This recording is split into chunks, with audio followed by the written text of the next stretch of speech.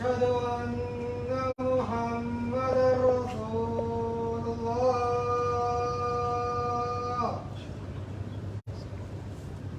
حي على الصلاة. حي على الصلاة. حي على الفلاح. حي على الفلاح. الله أكبر الله أكبر. لا إله إلا الله.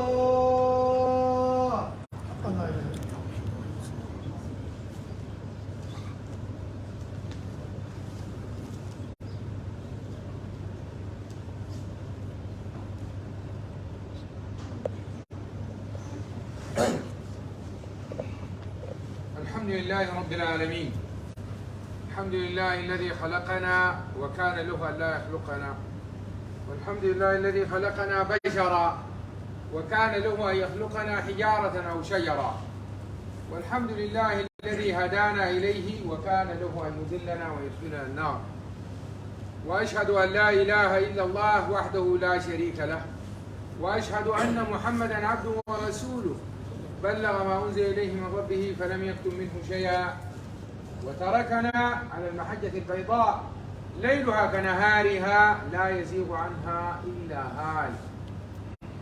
أما بعد، ونحن في خواتيم هذا الامتحان، هذه الحرب التي قدرها المولى عز وجل، ونستشرف اليوم بالذات نهايتها، نريد أن نذكر الناس لماذا قامت هذه الحرب. فإن هذه الدنيا خلقها الله وخلق ما فيها لعبادته ولتوحيده، وخلقها من أجل لا إله إلا الله فقط. وإن ما يحدث في كون الله لا يحدث في كونه إلا بإذنه. ولو لم يرد الناس أي أمر من أمور هذه الحياة إلى الله ومراده لا يحلون أي مشكل يخطر عليهم في حياتهم، لأنه لا يتحرك في كون الله شيء إلا بإذنه. ما إلا بإذن الله. تقع وين، يشيل الهواء وين، يأكل شنو، ولا رطب ولا يابس ولا ما في دابة بتتحرك إلا بإذنه. وأصل هذه الفتنة التي عملها المولى عز وجل هو جحود نعمة المولى عز وجل. ربنا قال وبين لنا الله الأمثال، ضرب الله لنا الأمثال مش من الأمم السابقة ولكن في زماننا الحي هذا، ولم نتعظ. ربنا قال من قرية كانت آمنة مطمئنة يأتيها رزقها رغدا من كل مكان فكفرت بأنعم ربها فأذاقها الله لباس الجوع والخوف بما كانوا يكسبون. ربنا أدانا أمثلة للأمم السابقة، لكن احنا في زمننا لا. نحن أمة السودان، الشعب السوداني، رأينا بأم أعيننا، رأينا ما حدث للمسلمين ولأهل العراق، وما حدث لأهل سوريا. ما في بلد أرخى من سوريا، ما في. أرخص بلد على الإطلاق كانت سوريا. البلد الوحيد اللي ما عندها دين زيرو، كل شيء فيها رخيص ورخيص. ليه فتنت الفتنة دي؟ كفرت بأنعم ربها. رأينا كيف فتن الله أهل اليمن، والرسول صلى الله عليه وسلم يقول الإيمان يماني والحكمة يمانية، وربنا فتن ما اتعظنا. رأينا كيف فتن الله إخوتنا في ليبيا ما اتعظنا، ما حمدوا. أنا عندي التايم لاين موجود قبل يمكن 12 سنة 10 سنة. قلت متى يتعلم السودانيين أن يقولوا الحمد لله؟ 200 ما في زول بيقول. الناس كانوا لا يحمدون الله، ما بيحمدوا الله. ولو انت قلت الخرطوم دي بالذات خليني من البر، لو كنت داير تسوق اطفالك بالليل تعشيهم برا في اي حته في الخرطوم، كان خرطوم ولا خرطوم بحري ولا مدرمان، حته توقف فيها عربيتك تلقاها باركينج ما في. الشوارع دي منصوص فيها صنوف الفواكه ما بينتج في السودان موجود، شي كيوي وشي ما بعرف شنو اناناس وشي جايين من بلاد. هنا في الشارع اللي انت ماشي عليكم بيشيل الدايره، الناس ما بيقولوا الحمد لله، بالذات ناس الخرطوم دي ما قالوا الحمد لله. ومش كفران النعم الظاهره، كفران نعمه الاسلام ذاته، لانه دي اكبر نعم الله على العبد ان يهديك اليه. الله ممكن يضلك ويدخلك النار، عندك كلام. يضل من يشاء ويهدي من يشاء. ربنا خلقهم مسلمين وكانوا مسلمين، اختاروا عداء الله. دي حقيقة بارزوا الله العداء. ما تقول الله ما بيعرف سياسة وهنا عنده الدين عنده واحد، عنده الدين ده واحد. جاهروا بعداء الله، بعداء القرآن وأهل القرآن، بعداء شريعة الله وقوانين الله. جاهروا بتغيير مناهجهم ورسموا صورة الله ذاته الخالق، ما هم ما بيقولوا ذلك في كتبهم ومناهجهم وزعوها. سكتوا على الباطل، سكتوا على المنكر، جعلوا من الباطل حق. ده كفران النعمة، انت ما استثناء. طوالي ربنا العمل في دول ثانية بيعملوا هنا، وما بيرفع منكم الا التوبوا. اي دولة ما زالت الفتنة مدورة فيها لانه اهلها لم يرجعوا الى الله، لم يتوبوا الى الله. تابوا بيرفع منهم طوال. ما في لا امم متحدة، لا جامعة عربية، لا اتحاد افريقي سنة مليون ما بحل لنا مشكلة في ليبيا، ولا بحل لنا مشكلة في اليمن، ولا بحل لنا مشكلة في سوريا. ما في. ده الله. الناس تابوا لله بحلها في ساعة، في ساعة بحلها، لأنه ما يفعل الله بعذابكم إن شكرتم وآمنتم. بس ولذلك ربنا قال في كتابه العزيز شنو؟ ذلك أن لم يكن ربك مغيرا نعمة أنعمها على قوم حتى يغيروا ما بأنفسهم إن الله سميع عليم. أي نعمة ربنا أنعمها على الناس ما بيشيلها زي إلا هم يغيروا، هم غير لهم. إن الله لا يغير ما بقوم، ديك هناك في النعمة، حتى يغيروا ما بأنفسهم. لو أنت كنت في نعمة ربنا شال منك، ما أنت غيرت من الله، بقى عندك معبود غير الله، معبود مادي مهما كان شكل هذا المعبود. إن الله لا يغير ما بقوم حتى يغيروا ما بأنفسهم، وإذا أراد الله بقوم سوءا فلا مرد له من الله. زي الحاصل لنا ده، ما في زول بيقدر يغير في أي شيء إلا الله. عملوا الله وبيرفعوا الله. لو أراد الله بقوم سوءا فلا مرد له من الله. 20 سنة في العراق، 30 سنة ما بتتغير إلا الله، لا مرد له من الله. والآية برضه بتشتغل. لو الناس هسه اتضايقت وشايف الكلام ده ما يهو تغير ما بأنفسها، تتوب إلى الله، الله بغير. غير كده ما في طريقة. ربنا قال يثبت الله الذين آمنوا بالقول الثابت في الحياة الدنيا وفي الآخرة ويضل الله الظالمين. والله يا جماعة القرآن تقول نزل مس. يضل الله الظالمين ويفعل الله ما يشاء. ألم تر إلى الذين بدلوا نعمة الله كفرا وأحلوا قومهم دار البوار جهنم يصلونها بئس القرار. الذين آمنوا ربنا بيثبتهم بالقول الثابت، كلام واحد، الحق حق اللي هو الله. ده الكلام اللي بنقول فيه منه ولا المعنى. انت خليك مع الحق مع الله، الله بثبتك، بثبتك وبثبت كلامك، بثبته لك في الدنيا وبثبته لك في الاخره. لكن يضل الله الظالمين ويفعل الله ما يشاء. ألم تر إلى الذين بدلوا نعمة الله كفرا؟ في ناس بدلوا النعم اللي كان فيها أهل السودان.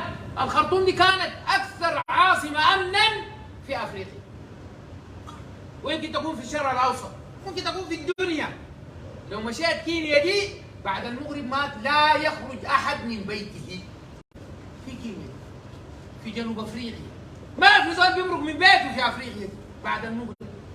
الناس في الخرطوم بيساروا لحد أنصاص الليالي، لا في بوليس لا في شرطة ولا أي شيء. شارع النيل ونادي النيل وشو أمن. كانت آمنة ولا ما آمنة؟ البدل الأمن ده منه؟ الأمن من الله. ربنا قال الذين آمنوا ولم يلبسوا إيمانهم بظلم لهم الأمن. بس ده الأمن. لإيلاف قريش إيلافهم رحلة الشتاء والصيف فليعبدوا رب هذا البيت الذي شنو؟ أطعمهم من جوع وآمنهم من خوف. يقول لك عندنا 200 مليون فدان وعندنا شنو؟ ده ما باكلك، بياكلك الله. ما بتاكلك ال 200 مليون فدان، ولا بيأمنك جيش، ولا بيأمنك جهاز أمن وعمليات، ولا بيأمنك دعم سريع، ولا بيأمنك مخابرات. يأمنك الله، يأمنك الله. ما عرفت الكلام ده يبدل الخوف طوالي. ما عنده قرابه ولا سراره مع زول. هذه النقطة الأولى. فعلى الناس أن يتوبوا. على الناس أن يتوبوا. النقطة الثانية، فلا تقوس. في واحد قال جاره زول بيعرفه مبتغي وصوام وخوام وخاف الله وبيتحرى. قال اتضايق شديد وفضل لي 10,000. قال مشى اشترى من سوق. منو اسمه؟ طفش عفش وسيد وطفش نقل. مش اشترى بالعفش ده بالهنادي لانه خاف الجوع. خاف كلام زي ده غير مبرئ للذمه. انا قلت لك ذاقهم لباس الجوع والخوف. ربنا قال كده بما كانوا يكسبون. الجوع جاعوا اهل الخرطوم، ما الجوع جاعوا بني هاشم. في شعب بني هاشم 3 سنة لما أكلوا الجلد. أكلوا الجلد. أظن عبد الرحمن بن عوف ومنه قال مشى يتخلى، مشى يتبول، سمع طقطقة في الواقع فرفع لقى جلدة بتاعت بعيد داري زغري، كان مشى أكلها، غسله وأكلها. انتوا وصلتوا الجوع ده؟ ناس الخرطوم وصلوا شعب بني طالب 3 سنة لا داخل لا مارد، المويه في تلتلة ولكن في تلتلة. ما تنازلوا عن دينهم، ما تنازلوا عن لا اله الا الله. ولعلمك كان في بني هاشم في ناس كفار، كانوا في كفار لكن قاعدين حمية مع بني هاشم، لكن ما تنازلوا 3 سنة. نحن 3 شهور دار ترخص لنفسك وانت شايل قروش في يدك. ربنا قال فمن اضطر في مخمصة غير متجانف للإثم. لا ما تقول أنا حق بكرة، الليلة كان عندك حق الليلة ما في طريق. لما تجوع الجوع الصحي، الجوع اللي ممكن تهلك فيه، أنت بعد ذاك بيحل لك تاكل الفطيصة، بيحل لك تاكل الحرام. عندك في يدك ده لا يجوز لك أن تاكل حرام. ما إلا تاكل شاورما وجداد تاكل الفيل. لما يبقى ما في والجوع الزول ممكن يصوم يوم ما بموت. الناس قاعدين يضربوا باختيارهم عن الطعام 2 و3 شهور ما بموتوا. لما تصل المخمصة الممكن تكون فيها خطر على حياتك، بعدين رخص لنفسك تاكل الحرام. قبل كده لا. كل ما تيجي تعمل الكلام ده يذكر ال3 سنة بتاعت بني هاشم. النقطة الثالثة، في استنفار حصل. نحن قلنا ربنا عمل الكلام ده عشان يمتحن الناس. أصبح الجهاد فرض عين على أهل الخرطوم. ليه؟ لأنه العدو صاير جوا بيوتهم وجوا مدارسهم وجوا مستشفياتهم وجوا أي حاجة. فأصبح الجهاد فرض عين. وبينا الكلام ده في خطب سابقة. عرفتها؟ ناس الجيش ديل ما اصله فرد عين عليهم، اذا عين الحاكم الجهاد فرد عين، اذا زول نزل الجهاد او عين الحاكم زول لجهاد او العدو الصايم. الحاكم طبعا ما الجيش ده ما شايل فرض الكفايه، الجيش كله قالوا الناس كلهم تبلغ عمليات، بلغ اقرب وحده، ما بلغوا لليله مروا من فرض العين ده. وطبعا الجيش في الدنيا عنده له انجزه، ما في ضباط ما بلغوا، عساكر ما بلغوا لليله. ديل ما الجيش عنده له انجزه، لكن الكلام الجزء حق الله. انت ما معين، انت لما يجي الكاكي ده يزول جاب لك الدعوه، انت قايل له شيء يعني قشره وتحشيش وبقاش في الوسط ونياشين وعلامات، ما هو ده. قال لك بلغ، ما بلغت انت في غضب الله، لانه بقى فرض عين زيه زي الصلاه وزيه زي شيء. اي سوداني في الجيش لابس الكاكي، ما بلغت انت مع الله. وبعد ذاك يعتدي المالك الجيش برضه عنده شغل الدنيا بيشتغل، هاي في هروب من منطقه العمليات كلام بيشتغل، لكن ده نحن بنتكلم عن الاخره. طيب اذا العدو صاير بقى فرد عين والناس يتكلموا وسلحونا وبنسوي وسلحونا، وهذا عمل استنفار، عمل استنفار. الشعب السوداني المرق من الخرطوم ده كم مرقوا كم؟ نقول كم؟ 2 مليون، 3 مليون، 4 مليون. اتبلغوا للمعسكرات كم؟ اتبلغوا كم؟ واهل السودان في المناطق الثانيه اتبلغوا كم؟ تكلمنا عن الكلام ده في المنطقه المره اللي فاتت. لانه لما يكون الحاجه فرض عين الله بيسالك منها انت، لا كل زول بنفسه، لا بتجي معاك امك، لا ابوك، لا وظيفتك، لا شهادتك، لا قبيلتك، لا اي شيء، بنفسك انت المكلف. الا من عذر الله، ليس على الأعمى حرج ولا على المريض لا عرج حرج ولا على المريض حرج. وكمان الجيش رفع منك، قال الشباب بيانسوا في نفسهم المقدره. هسه دي كل الشباب بيانسوا في نفسهم المقدره. طيب اسمع القران ده عشان تعرف ربنا قال شنو؟ لانه القران حكى اي شيء، ما نحن عشان نطيب ليه ربنا بيحكي لنا قصص؟ عشان ما تقعوا في الوقع في الناس دي. الم ترى الى الملأ من بني اسرائيل من بعد موسى إذ قالوا لنبي لهم ابعث لنا ملكا نقاتل في سبيل الله. مشوا للنبي قال له دارين ملك نقاتل، دارين قايد. فلما كتب عليهم القتال قال هل عسيتم من كتب عليكم القتال لا تقاتلوا؟ ده النبي بتاعهم قال له نفسك سبحان الله كتب لكم فرضنا جاب لكم ملك وبيبقى فريضه بتقاتلوا. قالوا وما لنا ان لا نقاتل في سبيل الله؟ ما بنقاتل ليه؟ وقد اخرجنا من ديارنا وابنائنا. مش قال اصل الناس اخرجوا من وين؟ اخرجوا من دياري، مش حقت من اسرائيل؟ سلحونا ولا ماها؟ يا ولا ماها؟ وما لنا لا والله يسلحونا والله ما نعدي مطافي والله. قال هل عسيتم ان كتب عليهم ان لا تقاتلوا؟ قالوا وما لنا الا نقاتل في سبيل الله وقد اخرجنا من ديارنا وابنائنا. الناس اخرجوا من ديارهم وابنائهم. الليله في اسر كثيره مفرزعه، ولد مع ناس منو، بيت مع ناس منو، والاب وين، ومرقوا من ديارهم. قال فلما كتب عليهم القتال، كتب يعني شنو؟ استنفروا. اذا استنفرتم فانفروا، كنتوا دايرين كان خلاص تولوا الا قليلا منهم. قليل 2000 3 4000. ليس الاستنفار ده ما اظن جاب لي 15,000 من ملايين الا قليلا منهم. حاجه طلبتها انت، خليت تكليف الجبال انت طلبته، بعدها بقدره، لانه مصيرك بيبقى مصير الحكاوي مع الله في القصه دي. امشي اتم باقيه، لانه بعد جادوا في الملك منو؟ ان الله بعث لكم طالوت ملك. لا والله عندنا راي في برهان وعندنا راي في منو. يا ذات برهان ده جبته انت ما يا والله، قول خلى في المحل كان في كل زول ثاني. وأن يكون لهم ملك علينا ونحن أحق بالملك من يا جرجر ذاتها نفس القصة. تولوا إلا قليلا منهم والله عليهم الظالمين. فالناس اللي قالوا دارين يقاتلوا عندك المعسكر امشي قاتل عشان تخارج نفسك من الله ما من أي حاجة ثانية.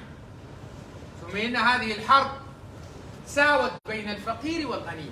الموضوع بتاع شعب بني طالب ده ربنا ورى اللي عنده قروش إنه قروشه ما عنده أي معنى. كان بالحلال، ناس قروش حلال، عاين لها كده قدام عينه مشى عشان ما يتعلق بالدنيا. وربنا قال ان الذين يكنزون الذهب والفضه بالحلال ولا ينفقونها في سبيل الله فبشرهم بعذاب اليم. حلال نعم كلام حرام، يوم يحمى عليها بنار جهنم فتكوى بها جباههم وجنوبهم وظهورهم هذا ما كنزتم لانفسكم فذوقوا ما كنتم تكنزون. نحن شفنا في الحاجه دي حاجات عجب عجب والله. بيوت واحد سارقين منه بيت في بيته 3 مليون دولار كاش، 7 لاند كروزر، وجيرانه جعانين. كان بيسوي بين شنو بيركب السبعه في وقت واحد يقنطرين كده ويركب يلبس جلابيتين جزمتين. ده الحلال. انا اتكلم عن الجواب الحلال بالحلال عشان كان الدنيا دي ما تتعلق بها وتعرف انه هذه الدنيا لا تساوي عند الله شيء وما متاع الحياه الدنيا في الاخره الا قليل، وانه الله اداك لها وسيله تتعبد بها ما اداك لها وسيله تتعلق بها. وحبك الشديد ده الله نزعه منك قدام عينك قدام عينك. انت ما حاضر. في ناس شافوه في التلفونات، شافوا بيوتهم وعرباتهم في التلفونات، وفي ناس حاضرين جون عادي كده قاعد يطلعوهم من بيتهم يشافوا. ده الحلال. استوى الغني والفقير. الليله اللي عنده قروش واللي ما عنده قروش بياكل عدس. واحد اللي عنده واللي ما عنده جعانين كلهم. دي اكبر مدرسه عشان الناس يتوبوا. والحمد لله انا شايف الشعب السوداني لانه في قلبه في الله لفوا شويه كده، لكن رجعوا رجعه شديده خلاص. رجعوا لله رجعه شديده. رجعوا. شفنا الجبال السوار ذاتهم الشباب بشعورهم ذات عشان كانوا يقولوا كان داك جات بوليس جرع ومعليش ما عندنا جيش. هنا الهسه جاكين فيه المعسكرات حقت التجنيد دي وشايلين الجلال. شايلينها سوداننا فوق فوق فوق سوداننا فوق فوق فوق الله اكبر اكبر اكبر شايلينها. يا حي يا قيوم. رجعوا. الله بيقبل منهم طوالي طوالي. الله بيقبل منهم اي ذنب صاحبه يتوب منه طوالي الله بيقبله. عشان كده الله حيرفع من اهل السودان والله يبشركم، لانه اهل السودان رجعوا الى الله وعرفوا الله وعرفوا انه الموضوع هو الاسلام ده هو لا اله الا الله. ده المراد. عشان تمسح الاسلام من السودان لازم تقلع الشعب ده وتجيب شعبي ثاني. ما في طريقه يتقلع الاسلام من السودان كله غير كده، لانه السودانيين اصبح اكلهم وشرابهم وعاداتهم الاسلام. الواحد بيتزوج بالاسلام وبيطلق بالاسلام وبيخطب بالاسلام والطهور والختام بالاسلام والعقيقه السمايه بالاسلام والسوق بالاسلام اللبس ده بالاسلام. العمامه دي حقت الرسول صلى الله عليه وسلم. الرسول كان بيلبس شماغ وغطره في ولدت بيلبس شنو؟ عمه. تمشي في الشماليه بتلقى العمه، تمشي في جمالوه بتلقى العمه، تمشي في دارفور بتلقى العمه، تمشي في الدمازيغ بتلقى العمه، تمشي في الشرق بتلقى العمه. لبسنا ده بالدين.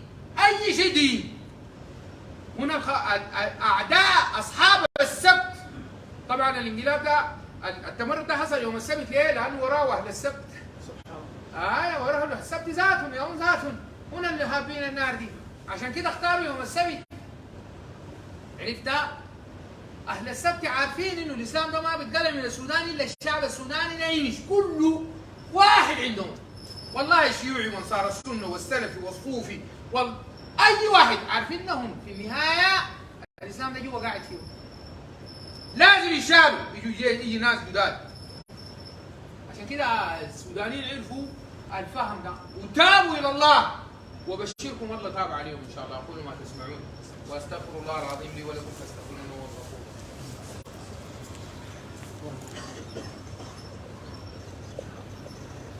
الحمد لله رب العالمين والصلاة والسلام على رسول الله الأمين. البشارة الثانية للناس الفتحوا بيوتهم لناس ما بعرفوهم، لأسر ما بعرفوهم. في ناس رجعوا لأهلهم، في ناس رجعوا بيوتهم القافلين عليهم 30 سنة و40 سنة في الشمالية وفي الجزيرة وفي الشرق وفي القضارف. في ناس رجعوا لأهلهم، لكن في أسر استقبلت أسر ما بتعرفهم كل ما بعرفوهم. بيعرفوا انهم يهم سودانيين بس، ناس مسلمين استقبلوهم. ربنا يبشرهم. قال شنو؟ قال والذين آمنوا وهاجروا وجاهدوا في سبيل الله والذين آووا ونصروا أولئك هم المؤمنون حقا. قال رضي الله عنهم ورضوا عنه. الآووا ونصروا وفتحوا بيوتهم ساي، دي شهادة من الله لهم بالإيمان الحقيقي وبرضا الله عليهم. طبعا بالنغيض في ناس أجروا بيوت، والأجر بالحاجة المعقولة من حقه ما فيها حاجة، لكن لما تستغل حوجة أخوك المسلم وتأجر حاجة ب100 ضعف سعرها الحقيقي، لما تأجر لك الليلة أوضة وراكوبة ب800,000 في مدني، أنت بتقوى مع الدعامة دي عند الله بيكون زيه، ما بتكون زي الذين آووا ونصروا. ما بيستووا الناس، ما بيستووا والله. ما بتخش في الآية دي ولا بتخش في البشارة دي، لأنه أنت استغليت أخوك المسلم ده واستغليت ضعفه وحاجته. دي لا من أعمال الدين ولا من أعمال المروءة ولا الشهامة ولا أي حاجة، دي من أعمال الكفار والمنافقين والمتمردين بس. الكفار ذاتهم بالمناسبة ما عملوا كده، وعندهم اللاجئين ونون متهم زي الكفار. أنت لا تستغل حوجة أخوك المسلم، فالبشارة للذين آووا ونصروا، البشارة اللي فتحوا بيوتهم لأهل ولا ما أهل واستضافوهم وأكلوا وشربوا معاهم وقسموا معاهم اللقمة بنص هذه الآية. والبشارة الثانية ربنا قال وعد الله الذين آمنوا منكم وعملوا الصالحات إيه ليستخلفنهم في الأرض كما استخلف الذين من قبلهم. دي سنة الله. الإسلام ده ربنا الناس رجعوا ليه بيخلفهم، مرقوا منهم بيشيل منهم الملك. ليستخلفنهم في الأرض كما استخلف الذين من قبلهم وليمكنن لهم دينهم الذي ارتضى لهم. الدين اللي ربنا ارتضى لهم شنو؟ الإسلام. اليوم أكملت لكم دينكم وأتممت عليكم نعمتي وشنو؟ ورضيت لكم الإسلام دينا. ربنا قال ومن يبتغي غير الإسلام دينا فلن يقبل منه. ما في طريق. فربنا حيمكن للإسلام، الإسلام ما حق زول. ما في ناس بيفتكروا إنه الإسلام ده حقهم، والله جد. ليه؟ بالذات في الإسلاميين بيفتكروا إنه الإسلام حقهم. الإسلام ما حق زول، حق الله ده. ما ملك أي زول. الله بمكن إسلامه ده وبينصر إسلامه ده بس. ولا يبدلنهم من بعد خوفهم أمنا. أنا بكلمكم الليلة حتحسوا في قلوبكم من الليلة من الجمعة دي والتماشي. حتحسوا بسكينة وبطمأنينة، لأنه الله الناس بيتوبوا وبيرجع بينزلوا. كل ما نزلت لك السكينة عارف إنك أنت قربت من الله وإنك ماشي في الدرب الصح. ولا يبدلنهم من بعد خوفهم أمنا. اعملوا شنو؟ يعبدونني لا يشركون بي شيئا. الحرب دي تنتهي، انتهت. كلمكم عديل انتهت الليله وبكره الموضوع انتهى ان شاء الله. يعني باسباب الدنيا المفروض ينتهي، ليه باقي اليوم ده وبكره ما مفروض. الناس لما تنتهي الحرب ما يرجعوا اللي بيسووا في زمان، ما يرجعوا ليغيروا، انضبطوا مع الله ويعبدوا الله واختاروا الله ودين الله وشرع الله ويحكموا بأراد الله. تاني ما يتلولوا، لأنه قال شنو؟ وإن عدتم عدنا. بترجع بيجيب لك أسوأ من دي. ورسالة أخيرة، بشارة للمتمردين. البشارة بالمناسبة ممكن تكون خير وممكن تكون عذاب. عرفت؟ فبشرهم بعذاب أليم. المتمردين قلنا لهم امرقوا. لما نعمل الهدنة بتاعت إذا ضيقوا قلنا يا جماعة امرقوا في الهدنة دي. أحسن تمرقوا أنتوا حطب نار ساكت. دين ما حطب نار. مساكين أولاد عمر 18 و20 و17 و16 سنة غشون. هذول غشاوسي ما معروف وين. فرعون ربنا قال يقدم قومه فأوردهم النار. بئس الورد المورود. وأنا خاطبته هنا في المنبر ده إن كان جمعة ولا كان جمعة، قلت له أنت بأي فتوى سبت الناس دي للموت؟ بياتوا دين ما طلع، ما قال لهم، ما رجعوا، ياخذون النار وبقوا حطب نار ساكت. والمرق مرق والما مرق ثاني ناس. والله شوفوا الكلام ده، والله المتمردين دول يجوا يتضاروا في الكافي ده، يجي يتضاروا في العسكري من المواطن عشان ما ياكلوا. والله جد الليله بتشوفوها، لأن المواطنين اتدخلت فيهم دي كانوا بياخذوا حقهم بسنون من دي، بسنون من يدهم، لو وقع في يدهم والله تلقوا حتى الموت. وشفتوها ما دي ما حاجه نحن كده في القبيله اللي انت دخلتها فيهم. تاني افضل ليه يقبضوا العسكري بتاع الجيش ما يقبضوا مواطن، حيجوا يتضاروا في العساكر وما بحلهم. الحل الوحيد يمشوا يا الله كده يتبخروا. ما في المرق مرق والما مرق تاني ما في مرقه، كله حيفنوا. وحذرنا كمان ده حذرناهم كل المده اللي قاعدين يحذرون. يا اخي امركم الله يهديكم ما تموتوا صايم، توبوا الى الله، توبوا الى الله. ما تابوا ما في زول بيمرق، ما في زول حيمرق. والله اللي بيمرق من الجيش ما بيمرق من المواطنين، واللي بيمرق من المواطنين بيجي للجيش عشان يحمي. ده الحاصل. مش هسه كاتب في الجيش والله ما، وانا كان ده قلت من اول والله ما يقول زول يحميني الا الجيش ده، لانه الجيش جيش محترف. انقبضت في الاسر بيعاملك معامله الاسير. والناس اللي مشوا اكلوا الحرام وقبلوه الله سيتوب. ده حرام. اي حله اي اسره واي حله واي فريق واي مدينه دخلتها اموال الناس المنهوبه من الخرطوم هنا، عربات وثلاجات وشاشات ومال وذهب وهلا في الحبيون، ده حرام. بياكلوا في حرام. الحرام ده الله حيحرقهم به هناك، حيحرقهم به. امبارح اما جي سلام عمل جرائم في الجنينه دي، عمل جرائم حرب وقال مجرمين. طبعا في ناس طلعوا بعد الجرائم بتاعت الجنينه دي ودعموا الدعم السريع في فيديوهات. خلاص ما جي سلام ناداهم ده مجرمي حرب. ده تاني السودانيين ده ولا يشتغلوا بتولوهم للجماعه دي جبال دردقون. اقول ما تسمعون واستغفر الله العظيم لي ولكم فاستغفروه انه هو الغفور الرحيم. اللهم يا ارحم الراحمين يا ارحم الراحمين يا ارحم الراحمين. اللهم يا عفو يا كريم يا منتقم يا جبار يا عزيز يا واحد يا احد يا فرد يا صمد يا حنان يا منان يا مالك الملك يا ذو الجلال والاكرام يا مالك الملك يا ذو الجلال والاكرام يا مالك الملك يا ذو الجلال والاكرام يا قيوم السماوات والارض يا من يجير ولا يجار عليه يا من لا تاخذه سنه ولا نوم. لك الحمد كما ينبغي لجلال وجهك وعظيم سلطانك. اللهم صل وسلم وبارك على نبيك محمد وعلى اله وصحبه وسلم. اللهم اغفر لنا ذنوبنا واسرافنا في امرنا وثبت اقدامنا وانصرنا على القوم الكافرين. اللهم اغفر لنا ولوالدينا وللمسلمين والمسلمات يوم يقوم الحساب. اللهم اغفر لنا ما قدمنا وما اخرنا وما اسررنا وما اعلنا وما انت اعلم به منا. انت المقدم وانت المؤخر، لا اله الا انت. ربنا اغفر لنا ولاخواننا الذين سبقونا بالايمان ولا تجعل في قلوبنا غلا للذين امنوا. الليله في ناس عندهم غل للمسلمين للمؤمنين. ولا تجعل في قلوبنا غلا للذين امنوا ربنا انك رؤوف رحيم. اللهم اغفر لنا ذنوبنا كلها دقها وجلها اولها واخرها علانيتها وسرها ما علمنا منها وما لم نعلم يا الله.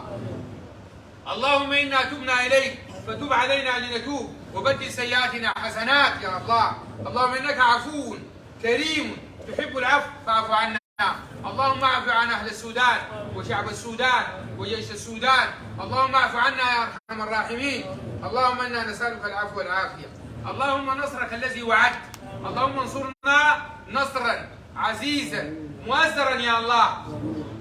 اللهم اقم لرايتك لا اله الا الله في هذه البلد رايه لا تهدم ابدا يا ارحم الراحمين. اللهم يا ارحم الراحمين انصرنا بفضلك وقوتك وجبروتك يا صاحب كن يا الله. اللهم ثبت جنودنا وثبت قلوبهم وسدد رميهم يا ارحم الراحمين. واقذف الخوف والفزع والرعب في قلوب المتمردين ومن عاون المتمردين وامكن منهم يا ارحم الراحمين.